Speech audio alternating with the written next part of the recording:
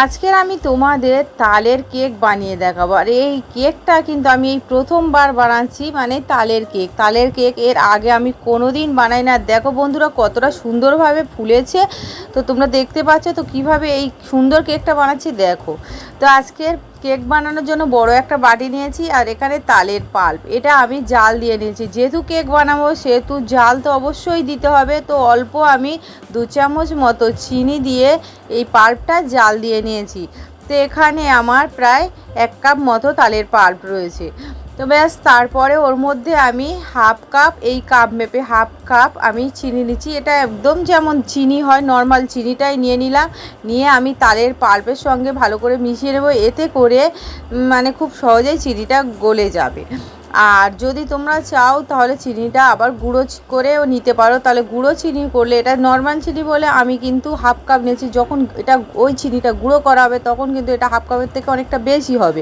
একটু পরিমাণ মতো লবণ দিয়ে দিচ্ছি, এতে টেস্টটা সুন্দর হবে। তারপরে এইভাবে অনবরত মিশিয়ে নিতে থাকবো, দেখবে তালের পাল্পের সঙ্গে চিনিটা খুব ভালোভাবে মেল্ট হয়ে যাবে।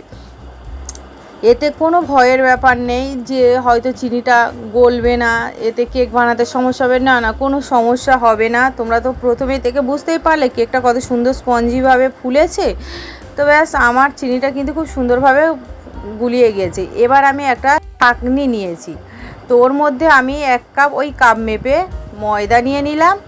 আর এখানে বেকিং পাউডার ওই চামচের, ছোটো চামচের 1 চামচ, আর ও হাফ চামচের একটু কম বেকিং সোডা নিয়ে একটু শুকনো উপকরণ চেলে নিচ্ছি। দেখো, তো চেলে নেওয়া হয়ে গেছে। এবার আমি ওর মধ্যে 2 চামচ মতো পাউডার দুধ দিয়ে দেব।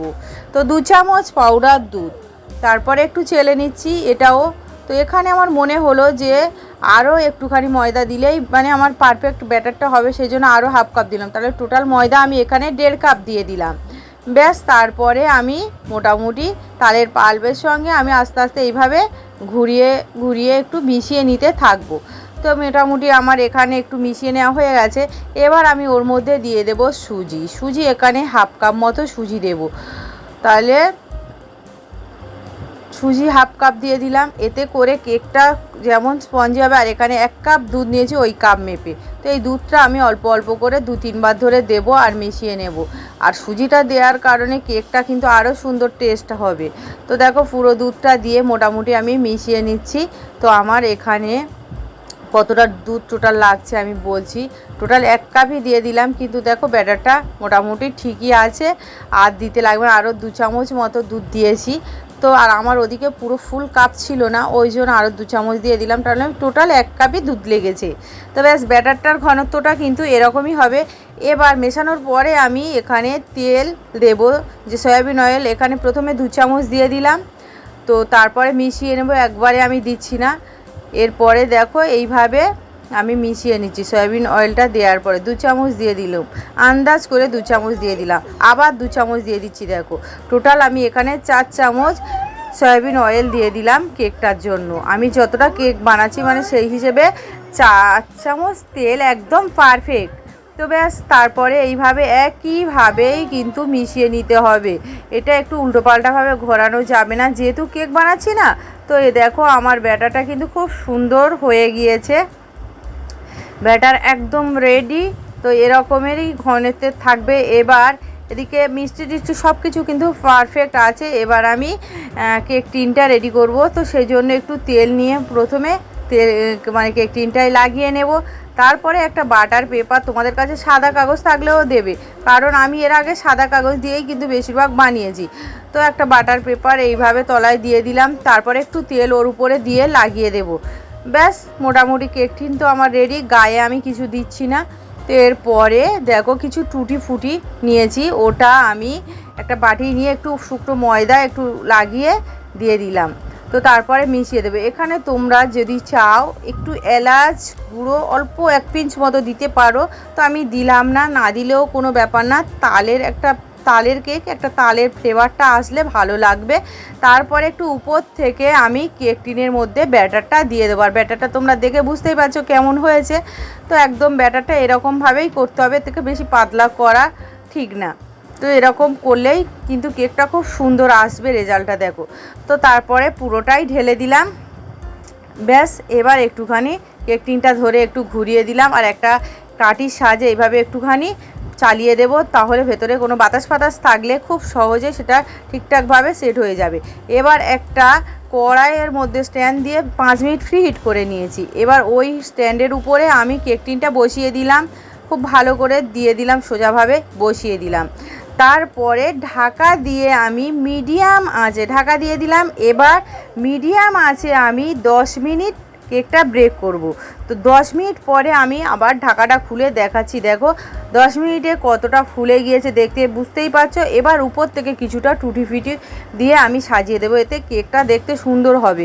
আর প্রথমে দিলে এটা কি হবে, যখন কেকটা এই ফুলবে তো ওটা টুটি ফুটিগুলো ঢুকে যাবে, ওই জন্য 10 মিনিট পরে। এবার আমি মোটামুটি 30 মিনিট মিডিয়াম আছে ব্রেক করে নেব। 20 মিনিট মিডিয়াম আছে আর 10 মিনিট মানে একটু লো মতোই আঁচে করলেই হয়ে যাবে। তো দেখো টোটাল 40 থেকে 45 মিনিট আমার সময় লেগেছে। তো কেকটা দেখো ফুলে কত সুন্দরভাবে ফুলে উঠেছে। দেখো একটা কাঠি গেড়ে দেখাচ্ছি, দেখো একটু কাঠিটা খুব ক্লিনভাবে বেরিয়ে আসছে, তার মানে কেকটা আমার পারফেক্ট হয়ে গিয়েছে। তো এবার এটা ঠান্ডা করব। তো ঠান্ডা করার পরে আমি কেকটা মোল্ড আউট করে দেখাচ্ছি। দেখো ঠান্ডা হয়ে গেছে। তো এবার মোল্ড আউট করবো, সেজন্য একটা ছুরি নিয়ে একটু গাটা একটু ছাড়িয়ে নেব, তারপর খুব সহজে এটা মোল্ড আউট হয়ে যাবে।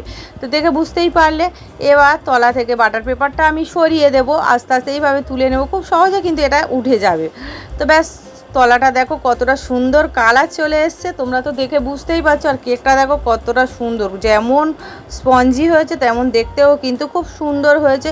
তো তোমরা কিন্তু এই তালের কেক, এখনও তাল পাওয়া যায়, তালের কেক বানাতে পারো। আমি কোনো দিনও বানাইনি, প্রথমেই বানালাম, কিন্তু আমার খেতে কিন্তু খুব ভালো লেগেছে। তো তোমরা একবার এভাবে বানিয়ে নিতে পারো। আর আমার এই রেসিপিটা কেমন হয়েছে সেটা তোমরা অবশ্যই আমাকে কমেন্ট করে জানাবে। আর কে কোথা থেকে দেখছো সেটাও কিন্তু কমেন্ট করে অবশ্যই করে বলতে ভুলবে না।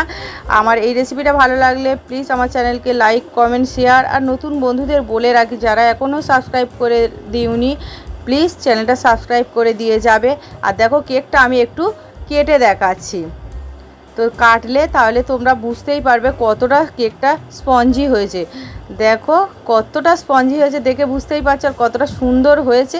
তো আমি একটু খেয়ে দেখাচ্ছি। তো যেহেতু আমার ভিডিওতে আমি নিজে মানে দেখাই না, তো সেহেতু তোমরা হয়তো বুঝতেই পারছো না। সত্যি খেতে কিন্তু দুর্দান্ত হয়েছে। তো তোমরা কিন্তু তালের এই কেকের রেসিপিটা বাড়িতে বানিয়ে নিতে পারো। তাহলে ভিডিওটা আজকের মতো এখানেই শেষ করলাম। সবাই ভালো থাকবে, সুস্থ থাকবে। ধন্যবাদ সবাই।